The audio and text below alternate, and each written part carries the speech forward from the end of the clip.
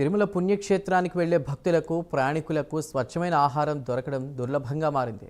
ఫుట్పాత్లపై ఉండేటువంటి టిఫిన్ కొట్టుల నుండి star hotel వరకు అన్నింటా కుళ్ళిన పురుగులు పట్టినటువంటి మాంసం వంటకాల అమ్మకాలు విచ్చలవిడిగా సాగుతున్నాయి. దీంతో ఫుడ్ సేఫ్టీ అధికారులు గత వారం రోజులుగా నగరంలో ముమ్మరంగా దాడులు నిర్వహిస్తున్నారు. కుళ్ళిన పురుగులు పట్టిన మాంసాన్ని గుర్తించి ఆయా హోటళ్లు దుకాణాలను సీజ్ చేస్తున్నారు. ధనార్జనే ధ్యేయంగా నాణ్యత లేని నాసిరకం వంటకాలను వండి వారిస్తున్నటువంటి హోటళ్లను seize చేస్తున్నామంటున్న Tirupati municipal corporation health ఆఫీసర్తో మా ప్రతినిధి రవివర్మ ఫేస్ టు ఫేస్. పుణ్యక్షేత్రం తిరుపతి. ఈ తిరుపతి నగరంలో వేల కొద్దిలో హోటల్స్ అయితే నెలకొని ఉన్నాయి. అయితే కల్తీ ఆహారం జోరు రోజు రోజుకి పెచ్చిమీరుతూ ఉంది. ముఖ్యంగా మాంస ఆహారం వడ్డీ వారించడంలో చేతివాటం ప్రదర్శించడమే కాకుండా భక్తులను సైతం నెట్టనూళ్ళను మోసం చేస్తున్నారు. ఇటీవల కాలంలో ఎన్నడూ లేని విధంగా ఆరోగ్య శాఖ అధికారులు దాడులు నిర్వహిస్తే అత్యంత ఘోరమైన పరిస్థితులు అయితే ఎదురవుతున్నటువంటి సంఘటనలు అనేకం బయటపడుతున్నాయి. అలాంటి పరిస్థితులు ఎందుకు నెలకొంటా ఉంది, ఏంటి కారణం? ఇప్పుడు శాఖ హెల్త్ ఆఫీసర్ మనతో ఉన్నారు, వారిని అడిగి తెలుసుకుంది. సార్ నమస్తే. ఇవాళ ఎందుకు సార్ ఇలాంటి పరిణామాలు తిరుపతి పుణ్యక్షేత్రంలో దాపురుస్తూ ఉంది, ఏంటి సార్, ఎలా చూడాలి దీన్ని? సో మీరు గడిచిన ఒక 1 వీక్గా మన మున్సిపల్ కార్పొరేషన్ సిబ్బంది, district food safety officer, veterinary officer and sanitation విభాగంతో కంటిన్యూస్గా రైడ్స్ చేయడం జరిగింది.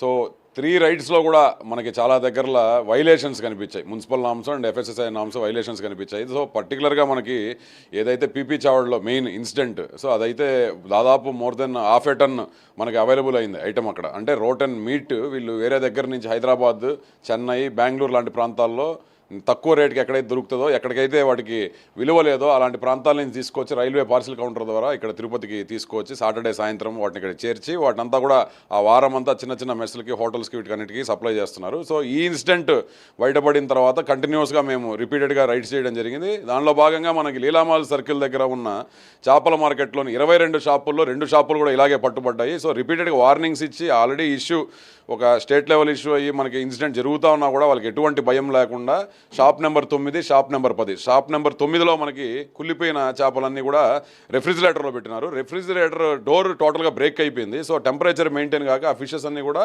దారుణంగా కుళ్ళిపోయిన పరిస్థితిలో ఉన్నాయని చెప్పి వెటర్నరీ ఆఫీసర్ నిర్ధారించారు. సో తర్వాత దాని పక్కన ఉన్న 10వ నెంబర్ షాపు కూడా అదే పరిస్థితి. 10వ నెంబర్ షాప్లో అయితే ఏకంగా ఈగలకి సంబంధించిన లార్వాస్ ఉంటాయి, ఫ్లైస్ సంబంధించిన లార్వాస్, మెగ్గాడ్స్ రావడము, బాక్స్ నుంచి హోల్ పడిపోయి కూడా మెగ్గాడ్స్ బయటికి రావడం మీరు చూశారు. సో ఇట్లాంటి దారుణమైన పరిస్థితులు నెలకొంటే మాత్రం ఖచ్చితంగా వాళ్ళ మీద సివియర్ యాక్షన్ తీసుకుంటాము. అక్కడికక్కడే ఆ 10వ నెంబర్ షాప్ లైసెన్స్ క్లోజ్ చేసేసి వాళ్ళ మీద భారీ పెనాల్టీ వేసాము. 9 షాప్ ఏదైతే పట్టుబడిందో ఆ 9వ నెంబర్ షాప్కి కూడా నోటీసులు ఇచ్చి టెంపరీగా 7 days దాన్ని క్లోజ్ చేయడం జరిగింది. దాకా కొంత నీట్గా నామ్స్ ఫాలో అవుతున్నారు. ఒక 2 ఏదైతే పెద్ద సంస్థ కేఎఫ్సి ఇలాంటి సంస్థ ఉందో ఇది భారీగా స్టాక్ నిలువ ఉంచారు. దాదాపు 680 కేజీలు 2 బ్రాంచుల్లో కూడా ఒక 2 days ముందర స్టాక్ తెప్పించి నిలువ ఉంచడము. ఆ నిలువ ఉంచిన ప్రాంతం కూడా ఇన్సానిటరీ అండ్ అన్హైజీనిక్ కండిషన్స్లో ఉండడము. ఆ సింక్ ఎక్కడైతే సింక్ ఉన్న ప్రాంతంలో ఆ వాటర్ అంతా కూడా లీకేజ్ అయ్యి స్టోరేజ్ కంపార్ట్మెంట్లో లోపలికి వెళ్తుంటే అదే దాని మీద నేల మీద వాటిలో కవర్లో 100 కిలోల మాంసాలు చుట్టేసి అక్కడ పడేయడము, అక్కడే నడుచుకుంటూ తొక్కుంటూ వెళ్ళడం అనేది మనం అబ్జర్వ్ చేసాము. వాళ్ళకు కూడా నోటీస్ ఇష్యూ చేసి పెనాల్టీ వేయడం జరిగింది.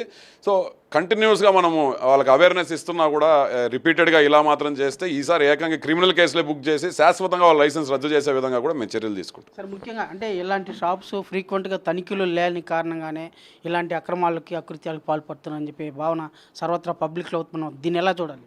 అండి మేము కంటిన్యూస్గా టీమ్స్ లాగా మానిటర్ చేస్తున్నాము. కానీ ఎంత చేసినా కూడా అన్ఐడెంటిఫైడ్గా కొంతమంది మా దగ్గరికి రారులే, ఏదో ఒక షాపు 2 షాపులో చూసేసి ఇంకా మళ్ళీ 3 months 4 months మళ్ళీ ఈ పక్క కనపడకుండా ఉంటారని ఆ అపోహ జనాల్లో పోవడానికే మేము కంటిన్యూస్గా సర్ప్రైజ్ ఇన్స్పెక్షన్స్ చేస్తున్నాం. మెయిన్లీ మనకి సప్లై ఎక్కడి నుంచి అయితే వస్తుందో మెయిన్ ఆ సప్లై ప్రాంతాలు చూస్తూ ఉన్నాం. అంటే మనకి ఈ మటన్ మార్కెట్ కూడా మనకి దాదాపు సగం షాపులకి సప్లై అవుతుంది ఐటమ్స్ అన్నీ కూడా.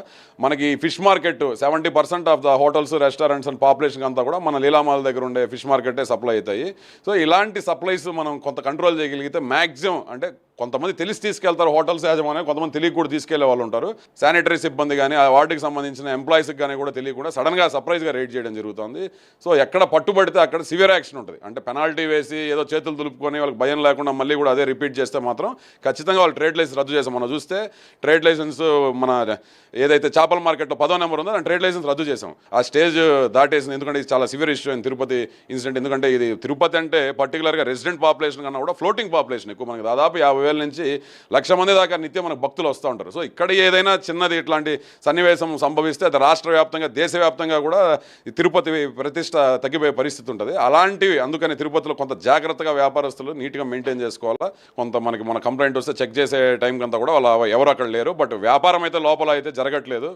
దాన్ని టెంపరీగా అయితే క్లోజ్ చేశాము. ఏదైనా అట్లా ఐడెంటిఫై అయితే మాత్రం వాళ్ళ మీద కూడా క్రిమినల్ కేసులు బుక్ చేస్తాం.